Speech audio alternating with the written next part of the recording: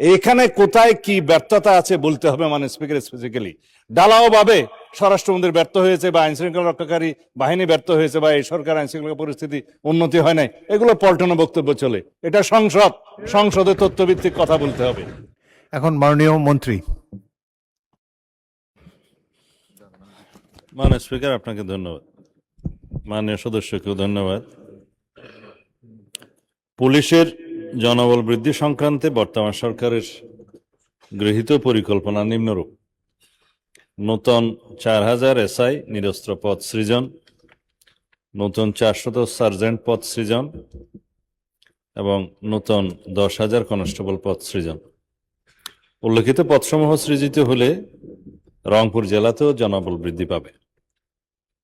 পুলিশের যানবাহন প্রদান সংক্রান্তে বর্তমান সরকারের গৃহীত পরিকল্পনা নিম্নরূপ: আগামী 5 বছরে পর্যায়ক্রমিক টেবল অফ অর্গানোগ্রাম অ্যান্ড ইকুইপমেন্টভুক্ত যানবাহন ও জলযানের ঘাটতি রাজস্ব বাজেটের মাধ্যমে ক্রয়পূর্বক পূরণ করা, যানবাহনের প্রকৃত প্রয়োজনীয়তা নির্ধারণ করার জন্য সম্ভাব্যতা যাচাইপূর্বক উন্নয়ন প্রকল্প গ্রহণের মাধ্যমে যানবাহনের ঘাটতি পূরণ করা, নবসৃষ্ট ইউনিট জনবল এবং কাজের পরিধি বিবেচনায় টেবল অফ অর্গানোগ্রাম অ্যান্ড ইকুইপমেন্টসে যানবাহন ও জলযানের সংখ্যা বৃদ্ধি করা হবে।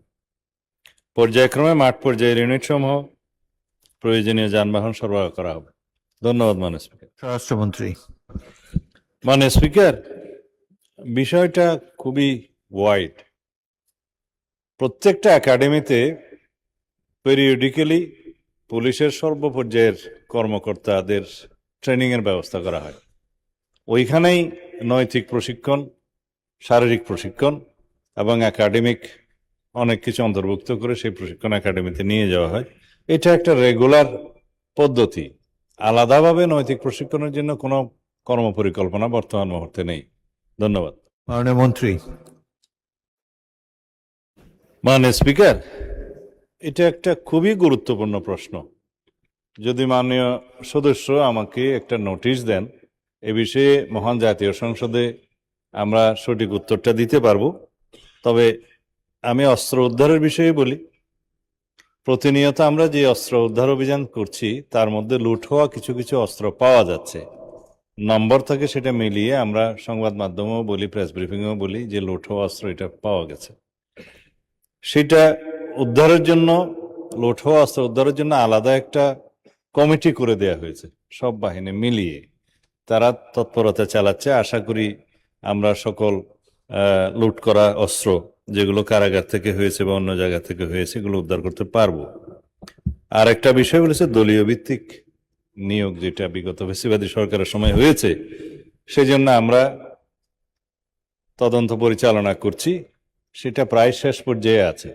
দেখা গিয়েছে কয়েকটি জেলায় হাজার হাজার পুলিশ কনস্টেবল, এসআই এবং অন্যান্য পদবীর লোকজন নিয়োগকৃত হয়েছে ফ্যাসিবাদী সরকারের আমলে, যেখানে ডিস্ট্রিক্ট কোটায় অন্তর্ভুক্ত হওয়ার জন্য যেই জেলার মানুষ তিনি নন, সেই জেলায় গিয়ে বিশেষ করে ফরিদপুর, গোপালগঞ্জ, মাদারীপুর, আর একটা হচ্ছে গোপালগঞ্জ, ফরিদপুর, মাদারীপুর এবং শরীয়তপুর, আর সাথে কিশোরগঞ্জ, এরকম 4-5টি জেলা আইডেন্টিফাই করা হয়েছে, যেখানে একটু একখণ্ড জমি কিনে তার ওখানে গ্রামের ঠিকানা, স্থায়ী ঠিকানা পরিবর্তন করেছে। এইভাবে অনেক অনিয়মের মাধ্যমে তারা পুলিশে জনবল নিয়োগ দিয়েছে বিগত সরকারের সময়। আমরা তদন্ত করে একটা পর্যায়ে এসেছি, সেটা যখন ফাইনাল হবে আমরা জাতির সামনে উন্মুক্ত করব। ধন্যবাদ মাননীয় স্বরাষ্ট্রমন্ত্রী। ধন্যবাদ মাননীয় স্পিকার। এটা প্রশ্ন হলো না পল্টনের বক্তৃতা হলো বুঝতে পারিনি। আইন শৃঙ্খলা পরিস্থিতির উন্নয়নে 6 মাসে স্বরাষ্ট্রমন্ত্রী সফল হয়েছে কিনা এটা একটা প্রশ্ন। তারপরে ব্রাহ্মণবাড়িয়া জেলায় সিনেমা হল কেন নাই সেটা আরেকটা প্রশ্ন। কোন খাতে কত হত্যা হয়েছে, জখম হয়েছে ইত্যাদি যে ডাটা দিলেন, সেই ডাটাটা কিসের ভিত্তিতে দিলেন, কি পরিসংখ্যানের ভিত্তিতে দিলেন, সে স্ট্যাটিস্টিক্স বড়টা কি আমি জানি না। মাননীয় স্পিকার, আইন শৃঙ্খলা পরিস্থিতির উন্নতি হয়েছে কি হয় নাই সেটা তো দৃশ্যমান। বাংলাদেশে আজ পর্যন্ত বর্তমান সরকার দায়িত্ব নেওয়ার পর থেকে এই মুহূর্ত পর্যন্ত যত হেনিয়াস ক্রাইম হয়েছে, অপরাধ সংগঠিত হয়েছে, 24 ঘন্টা 48 ঘন্টা ক্ষেত্র মতো 7 ঘন্টার ভিতরে অপরাধী গ্রেপ্তার হয়েছে, আইনের আওতায় আনা হয়েছে। এবং সামাজিকভাবে যে কোনো স্পেসিফিক ঘটনা যদি আপনারা বলতে পারেন, সেই স্পেসিফিক ঘটনা আমি 300 বিধিতে বিবৃতি দিতে পারবো। আজ পর্যন্ত সামাজিক চাহিদার ভিত্তিতে এবং যেগুলো আলোচিত হয়েছে, যেগুলো আলোচিত হয়ও নাই, সেরকম যেগুলো ঘটনা অপরাধ সংগঠিত হয়েছে, সেটা সমাজের চাহিদার ভিত্তিতে সংক্ষিপ্ত সময়ের মধ্যে যাতে বিচার কার্য সম্পন্ন হয়, সেজন্য আমরা সহযোগিতা করেছি। বিচার করার তো জুডিশিয়ারির কাজ। এইভাবে রামিসা থেকে শুরু করে রংপুরের ইদানিং 4টা যে হত্যা হলো সেই পর্যন্ত সমস্ত কিছু দ্রুততম সময়ের মধ্যে এই পুলিশ বাহিনী, আইন শৃঙ্খলা রক্ষাকারী বাহিনী গ্রেফতার করতে সক্ষম হয়েছে এবং আইনের আওতায় নিয়ে এসছে।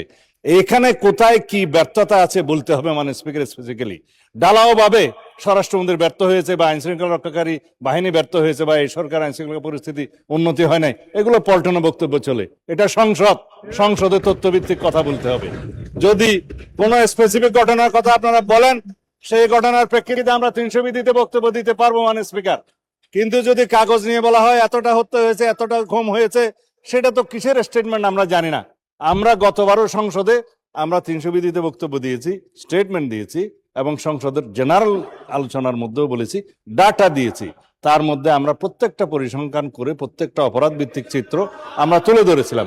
তখন কেউ বলতে পারে না মানে স্পিকার। সুতরাং যদি কোনো স্পেসিফিক ঘটনায় বাংলাদেশের আইন শৃঙ্খলা রক্ষাকারী বাহিনী বা স্বরাষ্ট্র মন্ত্রণালয় ব্যর্থ হয়েছে কি হয় নাই, সেই বিষয়ে যদি আপনারা নোটিশ আনেন, তখন আমরা ডিবেট করতে পারবো। ধন্যবাদ মানে স্পিকার।